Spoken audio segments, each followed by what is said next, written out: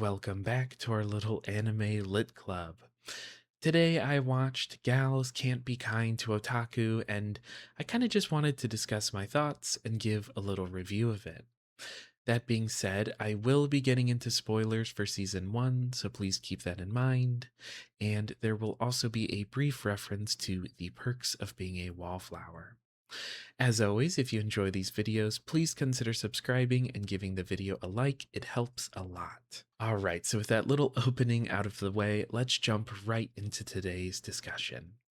So, for those of you who might be unfamiliar with this story, it's basically an extremely warm wish fulfillment story about an otaku finding friends in high school.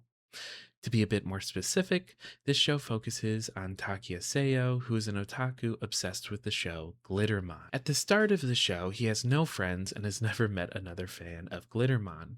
But then, one day, the girl who sits in front of him, Ijichi, asks to use his eraser.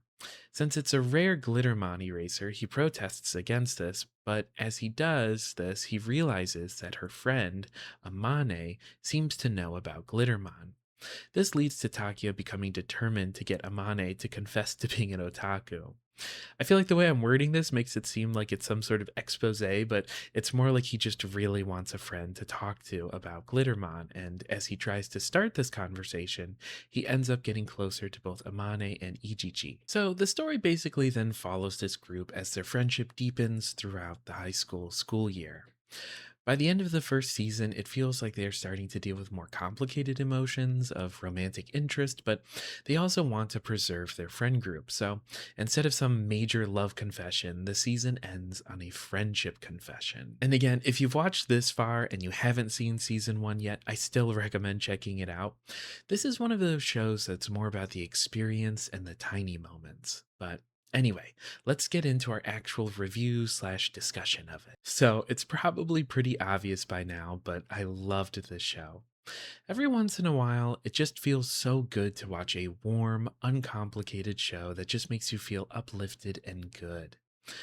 I think what's interesting about this show is that it's technically a wish fulfillment concept, but it was less that I got enjoyment out of like imagining I was the protagonist, but more that I was just so happy for Takia as a bystander. Does that make sense? It was like he was just fleshed out just enough that he wasn't a blank stand-in where you're supposed to self-insert. It felt like we were really watching his story and rooting for him. And I think that part of the reason I liked Takia's story so much is that, one, he seemed like a genuinely good person, and two, his enjoyment of everything felt so genuine and pure that it gave me a newfound appreciation for life. Like, seeing just how much appreciation he had for small little social interactions made me realize how much I take for granted. And then seeing him cry at the firework festival was such a heartwarming moment because it made you realize that he actually like really appreciates all of this. So the sudden luck in finding a friend group really couldn't have come to a more deserving guy. Does that make sense? In a way, the show reminded me a lot of The Perks of Being a Wallflower. I'm not going to get into heavy spoilers for Perks, but the basic story is about a high school freshman finding a group of friends who accept him for who he is. Perks is a lot darker than this show, but the warmth in both stories comes from a very similar place. I really liked that at the end of season 1 of Gals Can't Be Kind to Otaku, the two girls directly say that they don't want Takia to change. Usually it's a bit more complicated than that, or it's sort of implied that they feel that way, but it can be kind of troubling because as the audience, you can't help but wonder, do they actually like this guy, or do they like the idea of this guy, or their false perception of this guy, etc. But here they fully acknowledge him for who he is and tell him that they don't want him to change.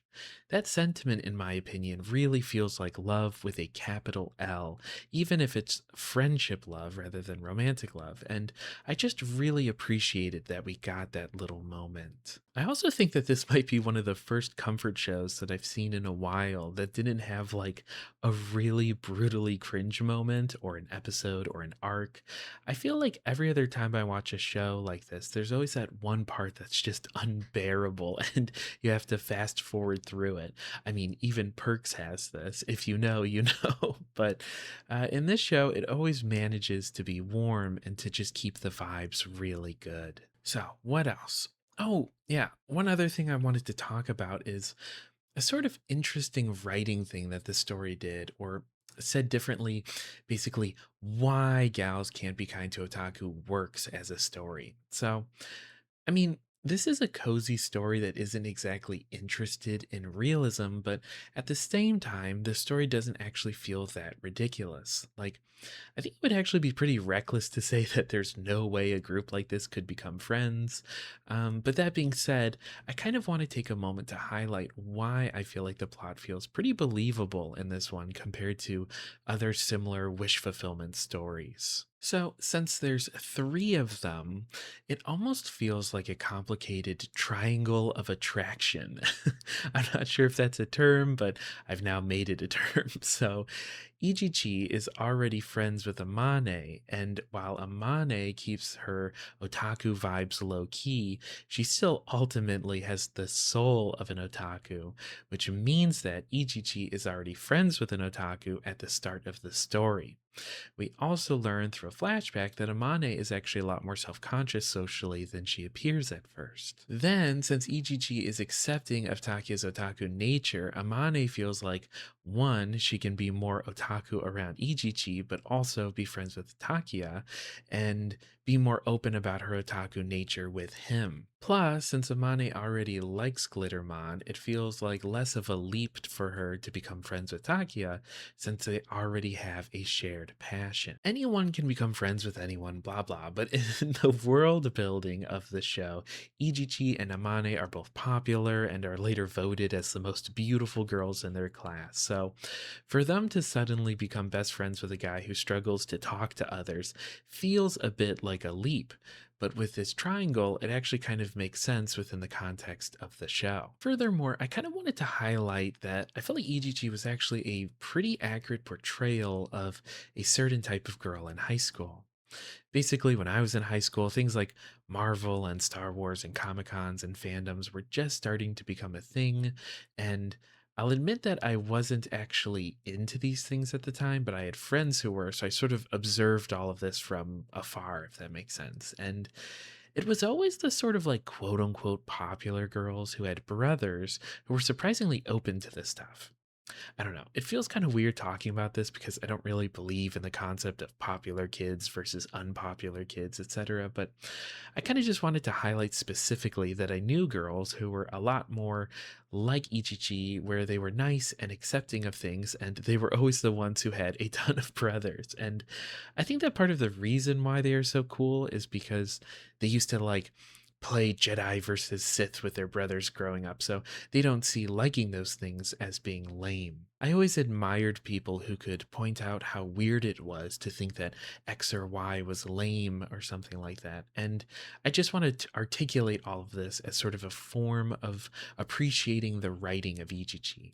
Okay, so EGG rant over. I can't wrap up this video without talking about how much I love the opening animation and song. It's just so good.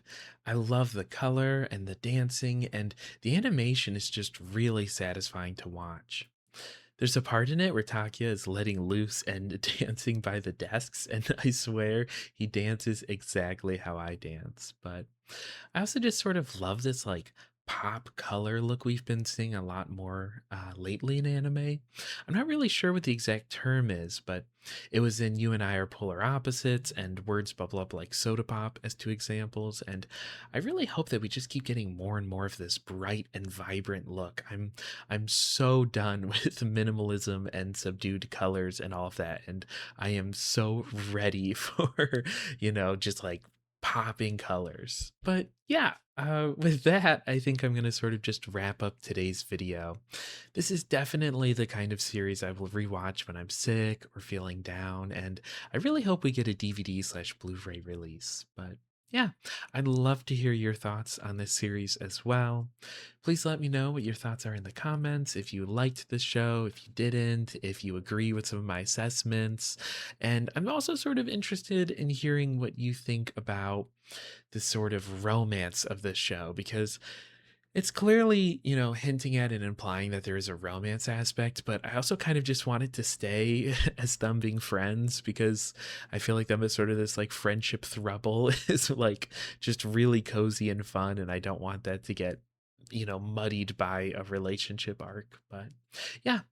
Also, if you liked today's video, please consider subscribing and giving the video a like. It helps a ton. But yeah, with that being said, take care, and I will see you in the next one.